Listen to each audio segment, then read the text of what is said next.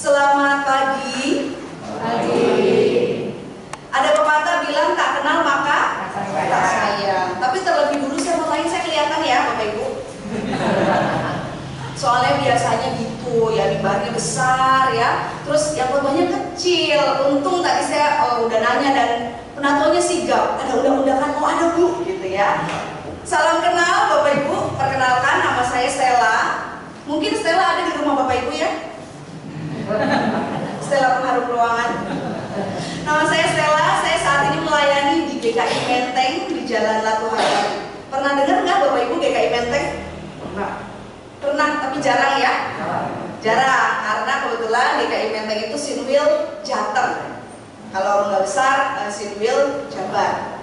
Jadi GKI Menteng itu letaknya di Sudirman, dekat stasiun Sudirman. Atau lebih dekat lagi kalau Bapak Ibu tahu Taman Lawang.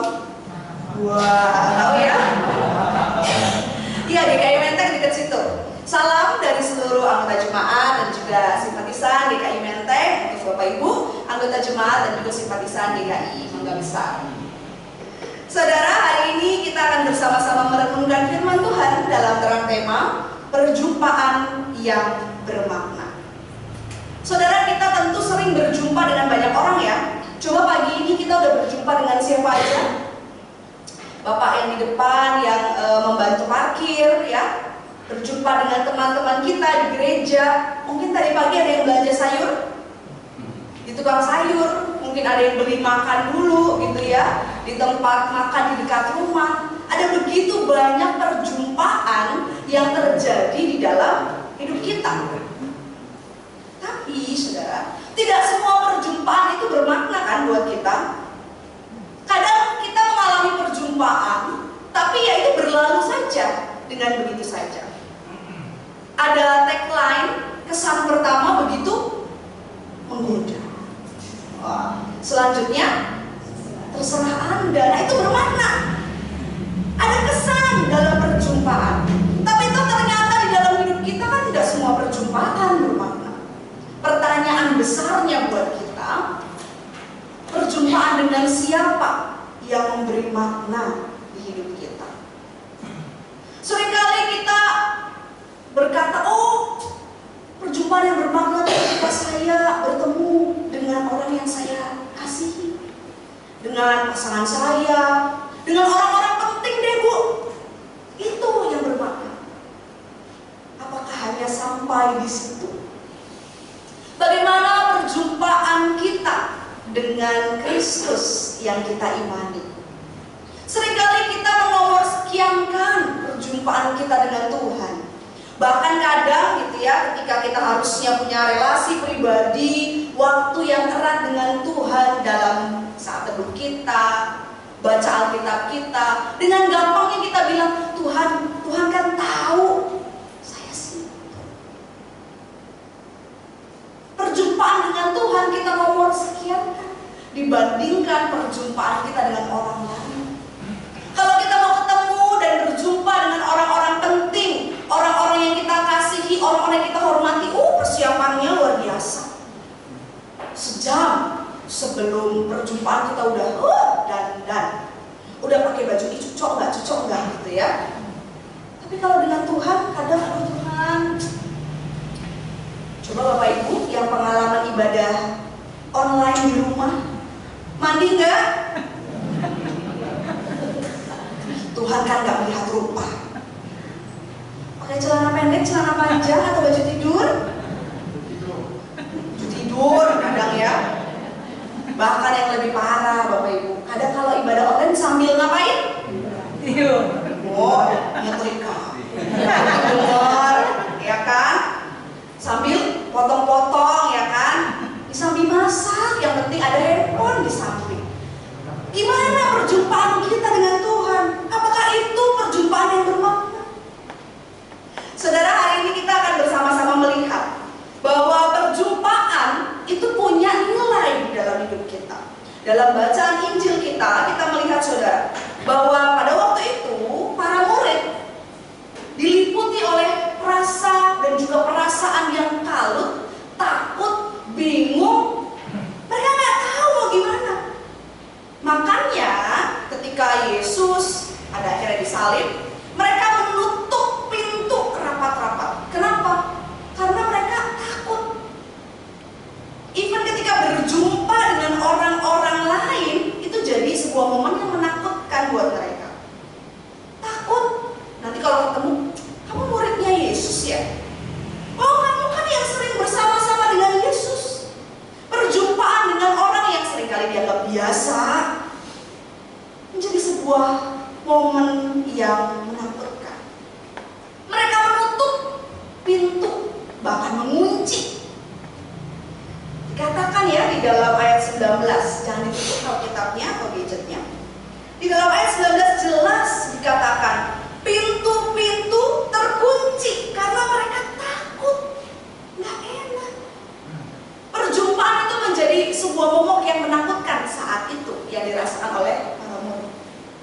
Tapi kita tahu ya bahwa Yesus yang kita imani bukanlah Yesus yang akan membiarkan kita dalam keterpurukan. Bukanlah Allah yang akan membiarkan kita berada dalam perasaan dan situasi yang tidak menyenangkan terus-menerus. Kita melihat di dalam bacaan kita, pada waktu itu datanglah Yesus berdiri di tengah-tengah mereka. Yesus menjumpai para murid. Ada sebuah perjumpaan yang diinisiasi bukan oleh para murid. Mereka nggak tahu, nggak menyangka bahwa Yesus akan menjumpai. Tapi perjumpaan itu diinisiasi oleh Yesus sendiri. Ia datang menjumpai para murid dan berkata, damai sejahtera bagi kamu. Perjumpaan ini menjadi sebuah perjumpaan yang mengubahkan para murid. Perjumpaan yang bermakna luar biasa buat para murid. Karena itu bukan sekedar temu kangen, bukan sekedar reunian, tapi sebuah perjumpaan yang mengubah kehidupan para murid. Kita melihat saudara, ketika di dalam ayat 19 jelas mereka menutup pintu-pintu. Tapi nanti dalam perjalanannya kita akan melihat, bahkan tadi tercermin dalam bacaan kita yang pertama dan yang kedua, ada perubahan yang luar biasa yang dinampakkan oleh Petrus, oleh murid-murid. Ada perubahan yang besar. Kalau kita melihat saudara, Yesus itu menyampaikan kepada para murid damai sejahtera sebanyak 3 kali. Yang pertama waktu ia menunjukkan gitu ya, lambung tangannya pada murid-murid kecuali Thomas. Yang kedua dalam rangka pemutusan para murid dan ketika Yesus menghembusi dengan Roh Kudus. Yesus bilang damai sejahtera. Dan yang ketiga ketika Thomas hadir, Yesus kembali bilang damai sejahtera. Maka perjumpaan itu bukan menjadi perjumpaan yang biasa, tapi bermakna.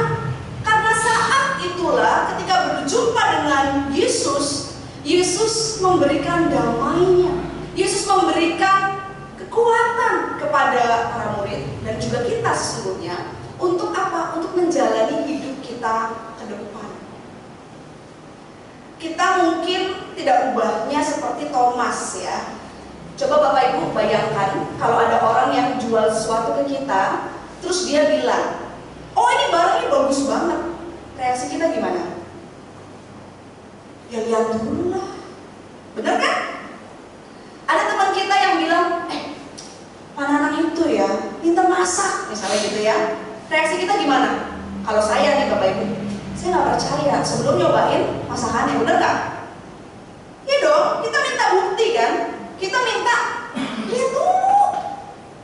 Kita kan kayak Thomas. Benar berjumpa dengan Yesus, kita percaya. Sebelum aku lihat, sebelum aku ketemu, aku percaya. Kita seperti Thomas. Dalam satu buku, Bapak Ibu mungkin suatu saat nanti punya kesempatan untuk baca buku, penulisnya Gary, judulnya Secret Pathway. Jadi di buku itu dikatakan bahwa setiap kita itu punya 9 tipe spiritualitas. Jadi setiap kita ya, itu tuh di antara kita tuh pasti tergabung dalam 9 tipe spiritualitas. Ada yang kontemplatif, ada yang intelektual, ada yang naturalis, sukanya ke alam, ada yang senangnya sorak-sorai, ada yang senangnya hening, ada yang macam-macam. Ada 9. Nah, Thomas menurut Gary itu masuk ke dalam kelompok dengan tipe spiritualitas intelektual. Mikir pakai logika. Wah, nggak mungkin nih Yesus bangkit nih. Lihat dulu. Mikir pakai logika. Seringkali kita bilang, oh jangan sampai kayak Thomas nih kita. Tapi sesungguhnya kadang logika itu penting ya, buat kita bisa benar-benar berpikir dengan baik, berpikir dengan bijak. Thomas gak percaya, tapi sesungguhnya ketika ia berjumpa dengan Yesus yang bangkit, ada perubahan luar biasa yang dinampakkan oleh Thomas. Saudara, menurut catatan sejarah, setelah perjumpaan dengan Yesus, Thomas itu pergi ke India untuk memberitakan Injil. Di sana, di India, orang ada sebuah gereja yang sangat besar, di mana di dalam gereja itu terdapat makam Thomas, karena dia yang menjadi penggerak dan penyebar Injil. Ada perubahan yang luar biasa dari yang tidak percaya, sampai akhirnya bisa menjadi pribadi yang begitu militan dan memberi dampak bagi banyak orang. Begitu juga dengan Petrus. Kita lihat di bacaan kita yang pertama tadi, berapa banyak orang yang akhirnya tersentuh dan pada akhirnya percaya. 3.000 orang, gak main-main. Artinya perjumpaan yang dialami oleh para murid itu begitu mengubahkan mereka. Luar biasa dampaknya. Kita bagaimana? Sudah berapa lama Bapak Ibu Saudara menjadi Kristen? 10 tahun, 20 tahun, 30 tahun. Biasanya sepanjang usia kita, kalau kita dari kecil orang tua kita Kristen. Apakah perjumpaan dengan Yesus yang bangkit itu sudah bermakna di hidup kita? Perubahan apa yang kita nampakkan di dalam hidup kita? Atau jangan-jangan ini biasa aja dari dulu sampai sekarang ya begini-gini aja. Berarti ada yang perlu kita tanya pada diri kita. Jangan-jangan peristiwa Paskah itu hanya menjadi seremonial belaka di dalam hidup kita. Kita tidak sungguh-sungguh betul-betul mengalami Kristus yang bangkit dan menemui kita di dalam setiap aspek hidup kita. Saudara, Kristus yang datang menjumpai kita itu bukan Kristus yang mengagungkan dirinya bahwa ini loh saya. Kristus yang bangkit dan datang kepada kita itu juga sama kayak kita. Kita tuh manusia yang rapuh. Kristus juga menjumpai para murid dalam kerapuhan. Makanya kalau kita lihat yang menarik adalah ketika Kristus itu menunjukkan, lihat tangannya yang ada bekas terbunuh, lambungnya yang terluka. Yesus menjumpai para murid dalam kerapuhan supaya kita dan para murid juga menyadari ia adalah Kristus yang dekat dengan kita. Jadi yang susah itu bukan cuma kita, yang penuh pergumulan bukan cuma kita. Bahkan anak Allah, Yesus Kristus itu juga mengalami penderitaan, kesusahan. Dan dia mau menunjukkan betapa bela rasanya itu besar buat kita. Ia tahu yang kita alami. Dan ia mau menjumpai kita dalam setiap aspek hidup kita. Kadang kita yang gak menyadari bahwa Kristus tuh hadir menjumpai melalui orang-orang sekitar, teman-teman, keluarga, peristiwa-peristiwa yang terjadi di situ Kristus menjumpai kita. Di tengah bukan hanya mujizat yang besar ya, tapi hal-hal kecil. Lewat keseharian Ia menjumpai kita. Dan Kristus rindu ada perubahan di dalam hidup kita dari perjumpaan yang terjadi dalam hidup kita. Ketika Yesus menjumpai para murid, Yesus juga meneruskan dengan tugas perutusan. Para murid diberikan damai supaya mereka siap, supaya mereka mantap di dalam tugas mereka ke depan. Begitu juga dengan kita. Sesungguhnya ketika kita berjumpa dengan Kristus, Kristus itu menganugerahi kepada kita kekuatan. Bukan supaya semuanya lancar, tapi supaya kita bisa kuat, mampu melewati berbagai hal bersama dengan Tuhan. Dan Kristus mau supaya kita memberi dampak. Tugas perutusan adalah supaya kita memberi dampak kepada sekitar kita. Supaya kita berbeda dengan orang-orang lain. Supaya nyata, oh ini toh pengikut Kristus yang sudah mengalami perjumpaan dengan Dia.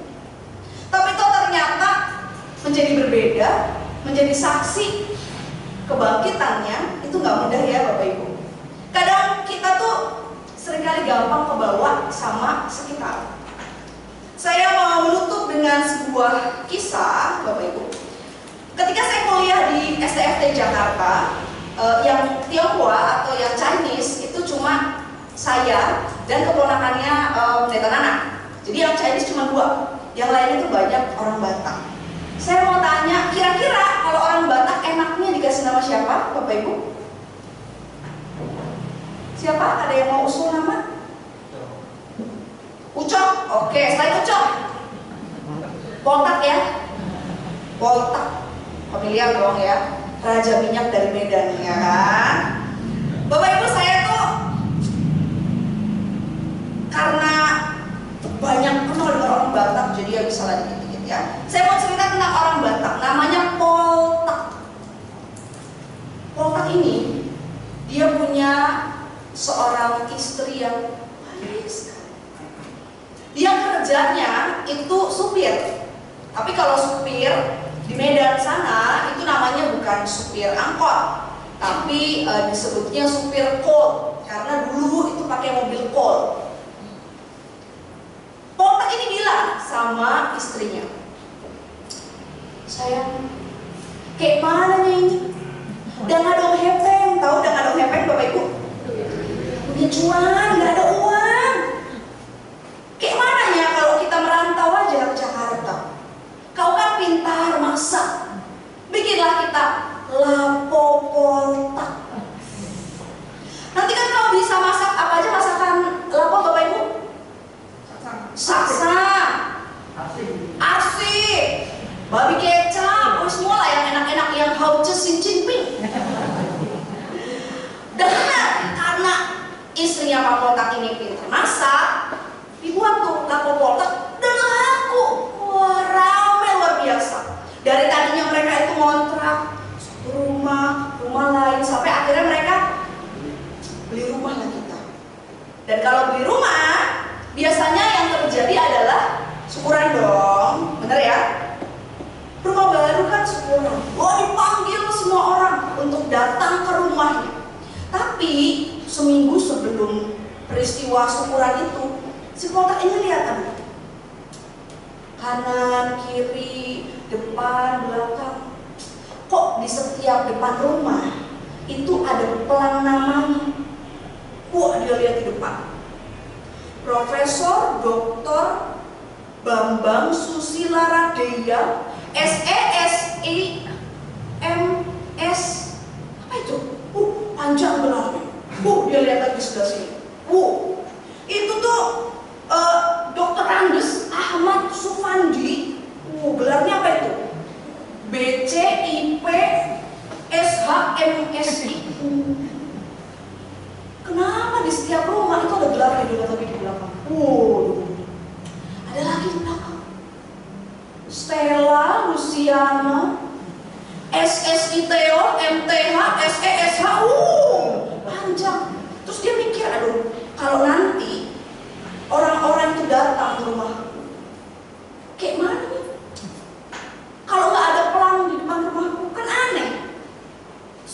mikir Bapak Ibu, wah, oke. Akhirnya dia pasang pelang juga di depan rumahnya. Boleh dibantu slide-nya? Dia tulis nih di depan rumahnya, DR titik Poltak MSC. Wah, bangga dia ya. Yang penting ada gelarnya, DR ya kan, sama MSC. Panggil semua orang. Mak, makasih ya, kau sudah datang di syukuran rumahku. Terus sahabatnya itu bilang, Poltak, sambil dia tepuk pundak. Poltak. Bangga kali aku sama kau. Kau ini sekarang udah doktor. Padahal kau kan gak lulus SD kan. Gimana kau ini? Pasti setelah kau sukses kejar paket C kau ya. Gimana? Cobalah kau kasih tahu sama aku kiat-kiat sukses kau itu. Biar nanti ketika aku pulang ke Medan, aku ceritakan di atas lembah-lembah bahwa Poltak sudah sukses. Biar semua orang di kampung kita itu sukses juga kayak kau. Lalu Poltak itu dengan malu-malu dia, jangan keras-keras.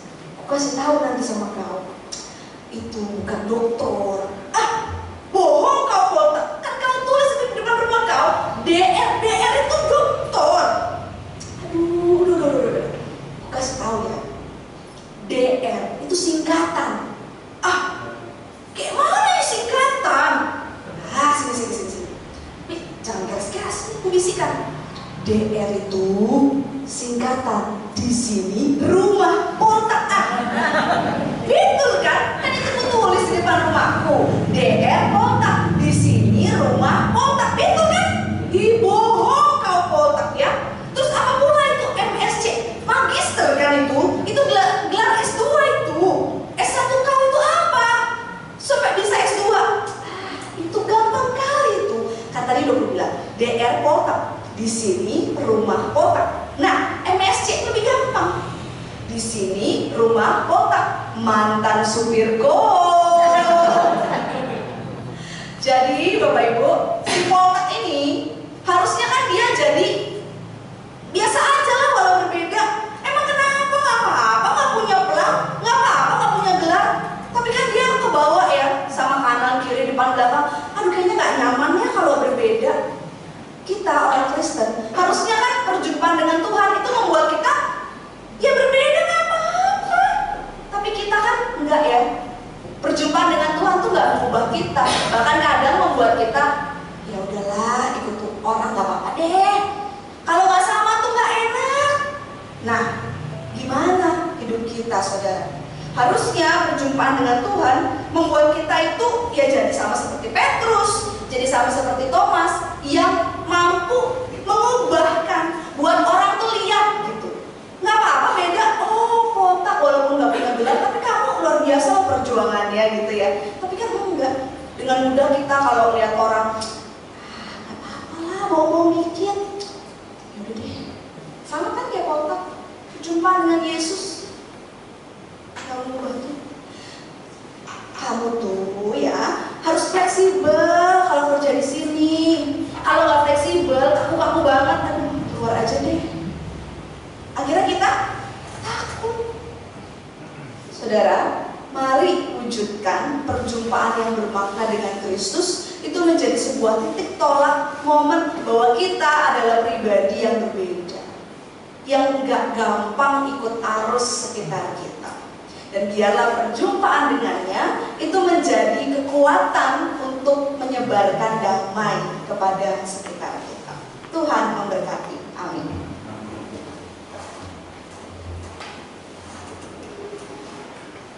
Saat teduh bagi kita.